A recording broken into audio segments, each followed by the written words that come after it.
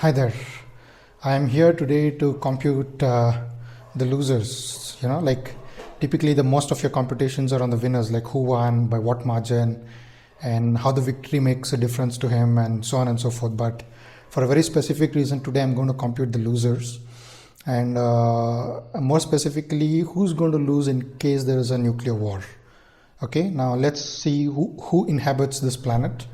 We have people who are surviving on $2 a day, $3 a day, or probably less than $1 a day.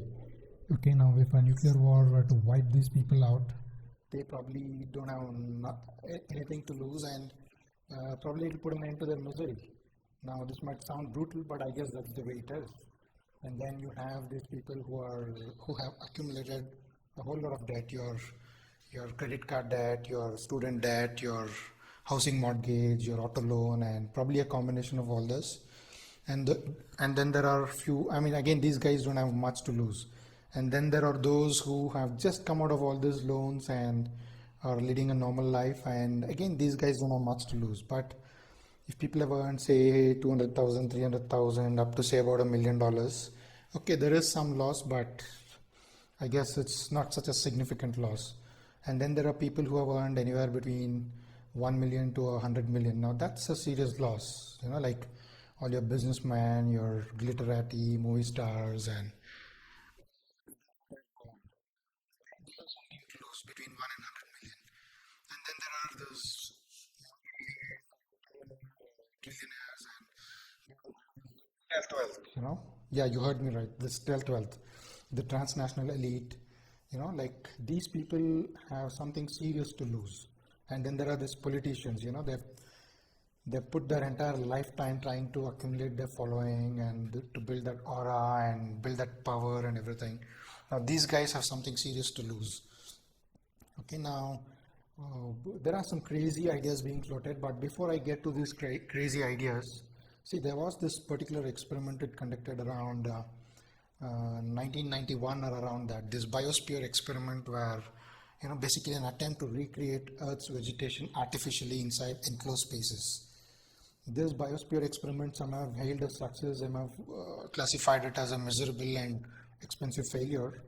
For the most part, we can look at this as a failure because this kind of an experiment was never repeated, and most of the people who were inside the biosphere came out of it much before the assigned dates, and the environment inside had turned toxic.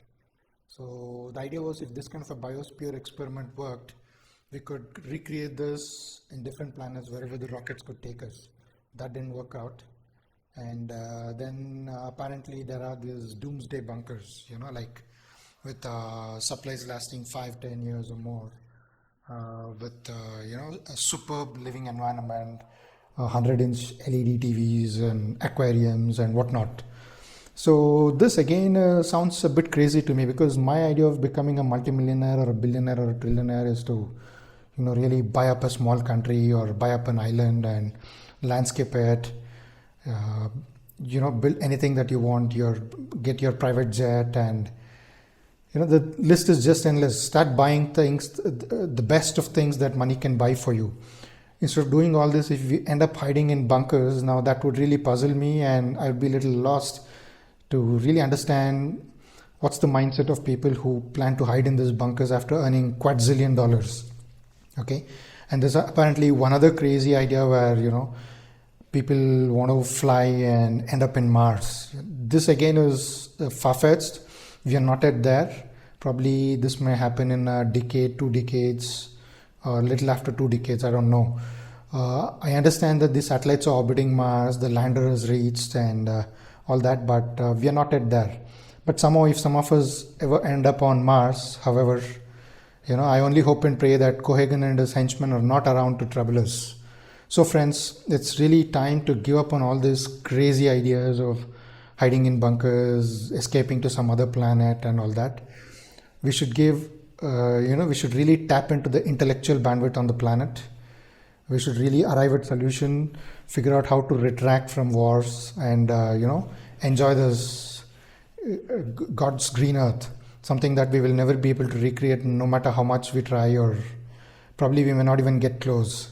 So I guess the whole idea of making this video is there are no losers. That's the whole idea. Hope you like it. I'll come back with more details. Till then, think muddy.